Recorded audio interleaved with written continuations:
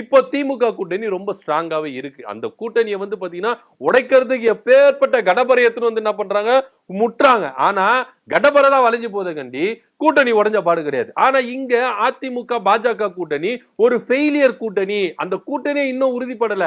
அந்த கூட்டணி இன்னும் ஸ்ட்ராங் ஆகல. சின்னதா ஒரு குண்டு ஊசி எடுத்து நீங்க குத்துனீங்களா கூட்டணி வந்து உடைஞ்சிரும். அந்த ரேஞ்சுக்கு இருக்கு பாஜக அதிமுக கூட்டணி. சோ இதெல்லாம் கணக்குல வச்சு பார்த்து ஐயா ராமதாஸ் அவர் என்ன பண்றாரு, மூன்றாவது ஒரு அணியை உருவாக்கலாம். அந்த மூன்றாவது அணியில நம்ம தான் பிரதானமா இருக்கணும். சோ இப்போ இங்க அந்த மூன்றாவது அணியை உருவாக்கி இங்க வந்து என்ன பண்ணலாம், வாக்கு வங்கி வந்து செதற விடலாம்.